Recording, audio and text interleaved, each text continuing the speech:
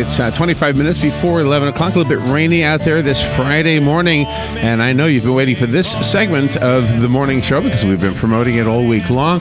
This is a special horse sense segment where we're going to focus on the Kentucky Derby. And Karen Grimes is going to kind of lead it this morning. Good morning, Karen. Good morning, Larry. And good morning, everyone. Thank you for listening. I wanted to tell you guys a little bit about Farm Tours Ocala, and it's a special day because it's the day before the Kentucky Derby. And one of the most common questions on my tour is to the trainers that are on my tour is, how do you know if you have a Derby winner or not? Because one of the farms that I visit did have a Derby winner, a horse named Funny Side at New Episode Farm. And my tours, that my business actually started when the real estate market was down. And in Lexington, Kentucky, the tour business is very, very popular. And I thought, why not in Ocala? So I bought a small minivan, and I contacted everyone that I knew, all the connections that I made since I've been here since 1989, and put myself on TripAdvisor, on Facebook. And my motto is get behind the gates. I give people an opportunity to see what happens behind the scenes at a horse farm. And we go to some pretty impressive places. One of the farms that I visit is Old Hooper Farm, where a Kentucky Derby named Carryback actually trained. We drive by Harborview Farm in Scenic Fellowship, which is where Affirmed was born, and Affirmed was actually the last Triple Crown winner. And I have Tammy Gant and Mark Schufit with me today as well. Another farm we go to is Hunter Farm. Hunter Farm is where Spendabuck, another Kentucky Derby winner in the early 80s, retired to stud. And he was actually syndicated for $19 million. Hunter Farm is now in smaller farms, and Hennessy Arabians is one of them. It's a 93-acre, beautiful Arabian farm that I visit during my tours. And I think Karen's being modest when she mentions the farms that she's covering, but one of the things that's amazing is Karen saw a niche here. We're in horse capital of the world, and she said, you know what, farm tours will probably be very popular, and I think that she's probably, the word popular, it's probably super popular. And what we're finding is if you go to TripAdvisor, you'll see she's like one of the top attractions in this area. You'll also find that the commentary from people when they've gone on these, because the behind the scenes, it's not an exaggeration. You're learning from those breeders, the owners, the trainers at those various farms. One of the farms that she goes to, and she mentioned quite a few, one is Pleasant Acres, and Helen and Joe Barbizon have that farm, and they had one of the Kentucky Derby contenders, General A-Rod, that's in the race tomorrow, actually trained there, his early training briefly, and then he's gone on, and now he's a Kentucky Derby contender. Wow. So Karen goes to that farm, and what stallion is it that you see when you're over there, or what gelding, the champion? Precious Passion. Mm-hmm. Precious Passion was a Breeders' Cup winner. He earned almost $4 million, and he's a real ham. He loves carrots, and he works the crowd, and he's wonderful to pet and to interact with. And a lot of people that have been on my tours have never touched a horse in their lives, and here they have an opportunity to touch a $4 million winner that's been to Dubai on an airplane. Oh, wow. So that's pretty cool. What are some of the questions that you get? Like, what's a couple, you mentioned one, but what are a couple other the most frequently asked questions you've gotten on your tours? Actually, how long does a foal stay with their mothers is one. And the answer to that is about 5 or 6 months. And actually, about breeding season. Breeding season starts, the breeding sheds open on Valentine's Day. And a mare's gestation period is 11 months. And actually, every thoroughbred's birthday they have a universal birthday of January 1st. So the goal is to have your foals born as close to January 1st as possible. And the succession of a horse's life, just to kind of illustrate it, when they're weaned from their mothers, they're known as weanlings. And on January 1st, they become yearlings. And then next January 1st, 2-year-olds, and next January 1st, obviously 3-year-olds. And hopefully you have a horse that's running in the Kentucky Derby. So the reason for that is everybody wants to have their horses born early in the year, so they're bigger and stronger than a horse that's born, say, in May or June. It's very unlikely that a horse will be born in August. So, and it also applies in some instances to the sport horse world when they're competing at the horse shows. Yeah, and I think one of the things is that Karen keyed on is for the Kentucky Derby, this is the longest race the horse will run at this age, a 3-year-old, and they only have one opportunity to run in the Kentucky Derby, and that's at the 3-year-old year. So there are horses like one of my favorites, his birthday, I believe, is February 11th, and that's Dance with Fate, and he's one of the ones that we're favoring in the Kentucky Derby, along with the mayor of Ocala. He's made a friendly wager with the mayor of Louisville. However, the mayor of Louisville kind of took the easy way out. He picked any Kentucky bred, and there are quite a few Kentucky breds in the race. Oh, so we have that's not 2. fair. Oh, he's going there. And so we have 2 Florida breds right now in the race. And we're very excited because we have very good chances. And it was a nice friendly wager that they made. But again, these horses have to be 3 years old. So I'm liking my horse because wait a he minute, was born wait a in minute. February. He was born in February. So Wait a minute. So we talked earlier in our first segment. We talked and Larry, I'll give you a test. How many horses in the Derby tomorrow? 19. 19. Very good. So our mayor. So you were listening. So that's good. So our mayor looked at all those horses and he picked one. Right. 1 out of 19. Yeah. One out of 19. Right. Okay. So that's how we pick a horse race. It's like everybody gets to Okay. pick their own winner. Right. For all kinds of reasons. Right. And we said earlier that the Kentucky Derby is fun to bet on because it's a huge field and anything can happen. Horses can get stuck here. And if we remember Calvin Burrell from, what year was it, Mine That Bird? he had my. He had Mine That Bird, or rode Mine That Bird. And if you remember, they show that overhead replay shop is like a web gym. And he would make that inside move between the horse closest to the rail and the rail. And he just squeezed in.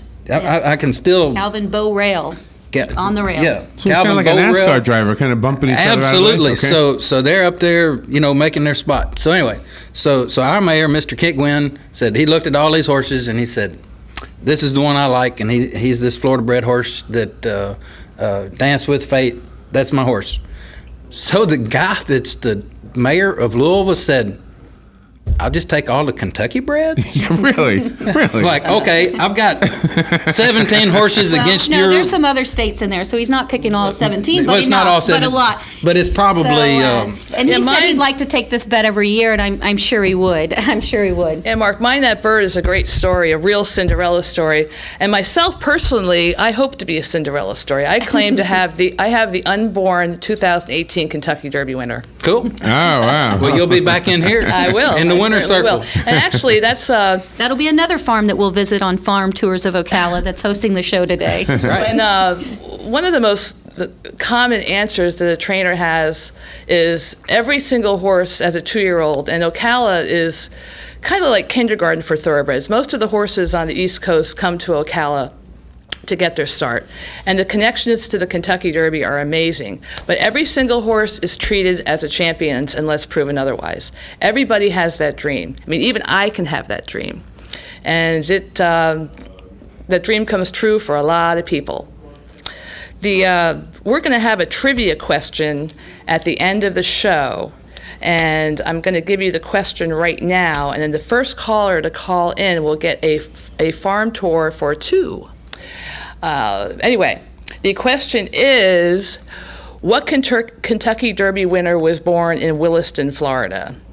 And to give you a hint, there were 6 horses that have won the Kentucky Derby from Florida. This particular one was born in Williston, and I think folks in Williston might know this fairly easily, actually. And very exciting story, though, with the 6 Florida breds from Florida. There actually was Needles, the first one in 1956, and I won't go any further because I'll give that other one away. All right, now in now they're 1978 down to 5. affirmed. Now they're down to 4. Well, you Here, know. Tammy, quit. Talk about something else, and Tammy's I'm going going to to give talk it a little away. bit more about farms because Karen touched briefly on some farms, but let's talk about one of the farms where one of the horses was at that you go to and how that farm has changed and evolved. There's a couple that you've gone to. I think Harborview, you said, now is a variety of farms. Harborview Farm is where Affirmed is born, which is in Fellowship, and it's probably one of the most scenic roads in the area. Harborview Farm was built in the late 60s or so, and it was owned by the Wolfson family.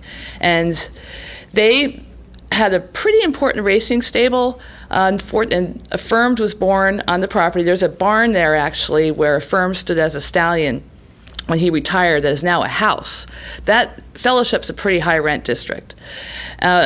And actually, early in the 80s, they sold the farm to smaller parcels, and the Wolfsons still do have a racing stable, and their colors are pink, and they had bright pink, breast cancer awareness pink, and they pioneered that before breast cancer awareness even existed. It's pretty cool. Everyone was like, oh my God, that's pink colors, but now everybody loves them. And today's a big day, the pink for the Kentucky oak. So Absolutely. it works out really, really well. And so I think we have a caller coming in. I think at some point we have calling in sometime during the show, Frankie Lovato. He was a jockey actually in the Preakness in Belmont. And we don't know, he's running a little late too, but we find this is such a hectic day that a lot of the people calling in get a little tied up with other shows. In fact, the trainer earlier that we had call in on the first segment, he was being interviewed by a Spanish television station in South Florida because he's home based there. And so he had to quickly switch from Spanish to English when he talked to us about his horse Wildcat Red. And then, of course, earlier we had Tom and Lori Fackler with Best a Luck Farm, and they have connections with Dance with Fate. So it's a very exciting day for us here in Florida because we also have, and I can't even begin to name them all, but Karen Dunn has a connection. There are 4 graduates of the OBS, Ocala Breeder Sales, that are in the Kentucky Derby. The McCathin brothers have a connection to one of them. And like Karen mentioned, over 15,000 horses are trained in this area because of the wonderful weather. And so they don't miss training days, and also just the wonderful amenities that we have here, from top veterinary facilities and full reproduction facilities to many of the training centers. So sometimes when you do an aerial flyover of this area, people go, wow, you have like 500 racetracks in Ocala. They're just racetracks dotting everywhere, and those are those training tracks. And so it's really interesting because there's over 600 farms here of thoroughbreds alone. And so then you say, okay, I guess this is horse capital of the world, because you won't see a concentration of that many training tracks in an aerial flyover. That's a good point, anywhere in the and you world. can see it on Google Maps, right? You can And see the the reason why there are horses here is because of the soil. We have a lime rock base that's very close to the surface. Marion County is 38 square miles, and 30 of it has that geology, which is actually unique to Lexington, Kentucky, Chantier, France, England, and Ireland. And a fellow by the name of Carl Rose recognized that when he came to Ocala and he needed a lime rock base to build the first paved road through Florida. And he was dabbling in the thoroughbred industry a little bit already and was aware of the geology in Kentucky. So he bought several thousand acres here and started raising horses. And from the grass that grows here exudes tons and tons of calcium. And We think our that caller builds- might be calling in, but he's calling in on a different line. So we're going to watch for him. Okay. Okay. And so, as she was mentioning, we got a little sidetracked. Was that Rosemere Farm that you're talking about in the 1920s? Actually, yes. So in 1920s, Rosemere was one of the first farms. In 1956, and why this gets important is the soil and the water was here. The other element was how do we get the horses here? So in 1956, Needles won the Kentucky Derby that put Florida on the map. All of a sudden, farms sprung up. So we grew from just a few dozen farms to hundreds of farms shortly after that, because people said, wait a second, this horse by modest means and a modest pedigree down there in the swamp in Florida, what's going on? We need to get there. And so now today, people recognize that soil, water, great climate, great business climate also, and the connection with our community and business leaders that make it possible today. And do you want me to ask to solicit calls to answer the question? I'm curious how that was going to work, because I could do that off the air.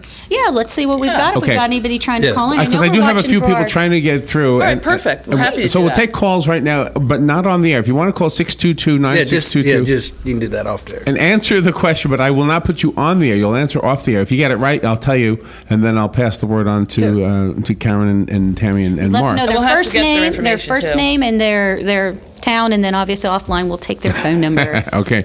Can I ask a question while we're waiting for that? Absolutely. No, And you can win a prize. You mentioned earlier, Karen, that one of the horses was like a $9 million, but it was syndicated.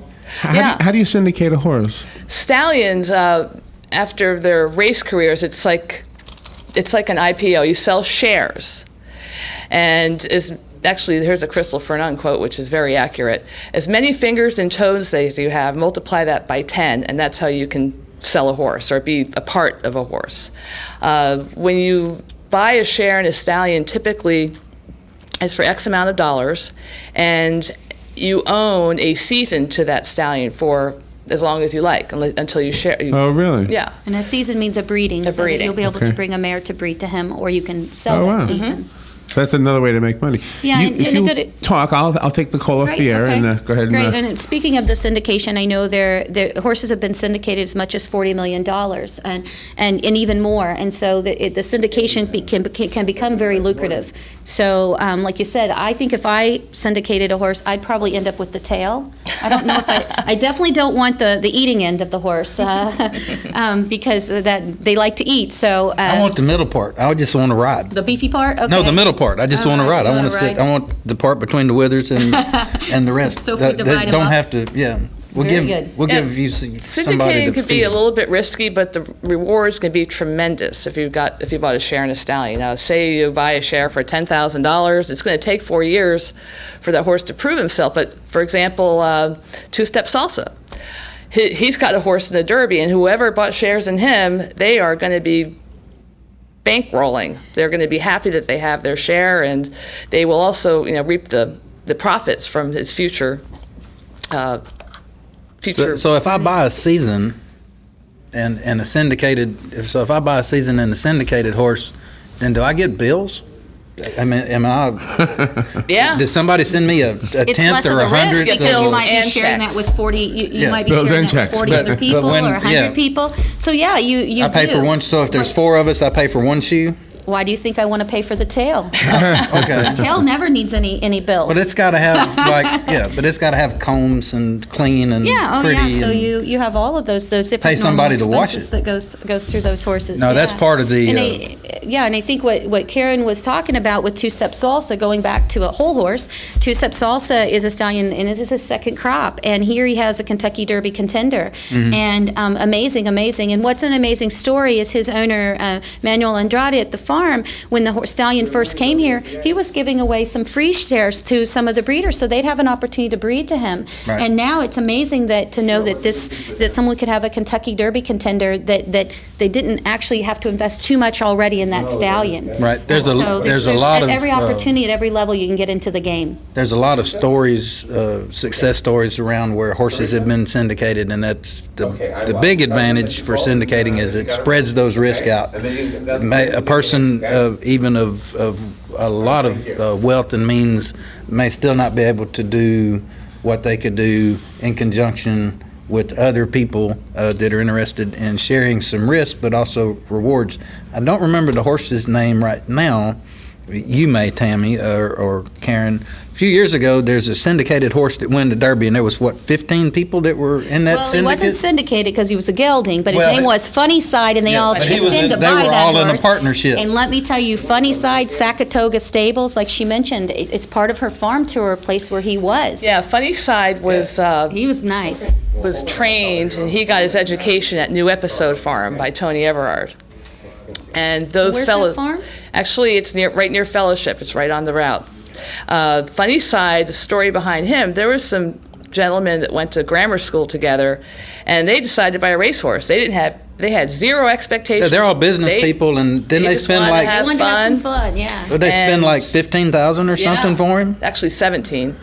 And Tony picked the horse out for him, and lo and behold, he wins the Kentucky Derby, the Preakness, and he was third in the Belmont Stakes. Unfortunately, Funny Side ended up being a gelding. Now, a gelding is a castrated male horse, which I like to kind of say it's brain surgery, actually.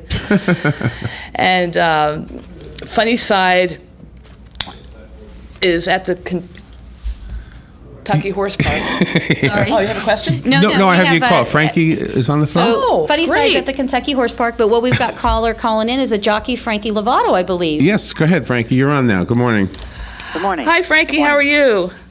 Hello, Karen. How are you doing? Great. We have Frankie Lovato as a jockey that's ridden in the Triple Crown, and he's going to answer a couple questions for us. We've had a trainer on already, a breeder on, and we thought it would be great to round it up with a jockey. So, Frankie, Great. tell me what's it like to ride in a Triple Crown race? It is Okay. what we dream for. It's basically everything, growing up in racing, like I did, or anyone that dreams of becoming a jockey. It is. It's everything that you strive for. It's the ultimate. So, Frankie, how'd you get your start? I know some people go to a jockey school. Did you do that, or was it a different way that you got to the track? Actually, traditionally, there were no jockey schools for many years. It wasn't up until the last 5-6 years that Chris McCarron started the North American Racing Academy. There was really no means for anyone other than if you had some connections, which a lot of us didn't. I happened to have, my father was a jockey, so I had a foot in the door, but still there's a process of finding places where you could go start developing your skills, and in working with horses, it's a very tough find. It's not there's no like path generally for most of the jockeys you see that are currently riding these days. We had to do it the hard way. Just find something. So, Frankie, a little quick question. What do you think's going through the minds of the folks that have got the Derby mounts, even the Oaks today? What do you think these jockeys are dealing with differently today than any other race day? Well, you have a little bit of the butterflies. There's the excitement. There's all the press, the people. So much is going on around you that makes it it makes it a big difference in your everyday job. Again, you hope for like amazing things that can happen. Everybody wants to be a big part of racing somehow. If you're a jockey that may not have accomplished participating and or even winning, even if you have won, still that you want your name is in lights. So it gives you the opportunity to be something, to be someone very special in a sport that you love. Would you say that for most jockeys, winning the Kentucky Derby would be the pinnacle of their career? I think absolutely. I know when I was a kid growing up, that was absolutely what I dreamed about, and I don't think that's. I think that's been something that jockeys that 100 years ago dreamed of, and I think jockeys 100 years from now will dream of. I think that is the pinnacle. And I wanted you to mention briefly, because you mentioned about training in jockeys, and there's jockey schools in other countries, and there's one here. But can you talk a little bit about something you developed called the Equicizer? Only because I don't think people even know that exists that aren't jockeys, and I think our general public would want to know a little bit about that. Absolutely, and thank you. I created something well over 20 years ago called the Equicizer. It's the name I gave to it, and it's becoming quite popular in many riding disciplines. But specifically, me as a jockey, I wanted to develop skills. I was coming off an injury that I needed some extensive rehabilitation, and there was nothing that simulates riding a horse. So I created something. It went so well that it's pretty much a staple in horse racing all over the world. The Equicizer, we've reached jockeys and jockey schools all over about 30 countries that it has reached. And now the Equicizer is becoming pretty common with most general horse riding and for therapeutic reasons. Yeah, I've seen Therapeutic actually. I riding saw programs. a Equicizer type horse at the Hits Horse Show, and they were actually simulating. Pardon me, it was a dressage show, and a saddle maker had it, and they were simulating a piaffe. So, Frankie, I have to tell you, you and I need to talk offline. I think we need to go on the show the Sharks, and I think we could actually maybe market this to other folks. Can I tell you, I rode yours down in one of the jockey rooms once, and after 5 minutes, I felt like it had a boot camp. I mean, it really, really tells you how every muscle of a jockey is used when they ride a horse in a horse race. And I seriously, the other jockeys laughed at me when I got off the Equicizer because after 5 minutes, I was rubber-legged already. That's great. Yeah, actually, if you go to the Shark, I'm going. Seconds. You're taking me. It's quite a workout. Frankie, thank you so much for being on the show today, and I think in the future you're going to be on our show again. Well, great.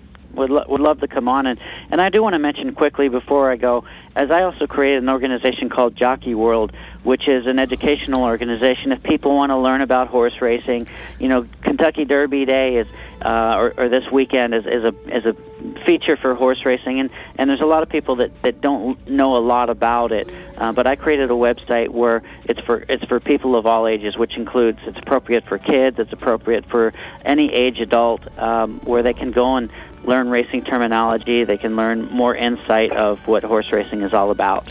Great. Thank you so much, Frankie. Yeah, we have to wrap it up. Thank you so much. You had 2 wrong answers, so we didn't get a right answer. Oh, I think Mark might have got one that was coming wants in. To see a Kentucky, Mark did. Let me check my phone. I think Mark had gotten one. I saw okay. his phone buzz. I'm pretty sure we had a couple call in.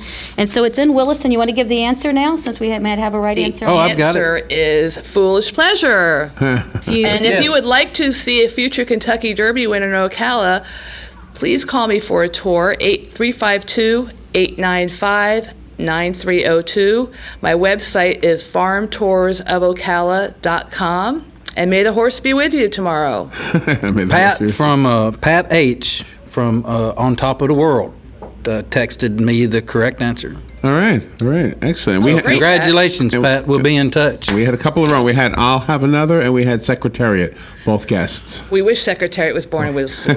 I'll have another was trained down here. That was a good guess. All right, very good. Thank you so much. Thank you. We'll move forward. We'll take a little break and be right back. Thanks, Larry. Thank you.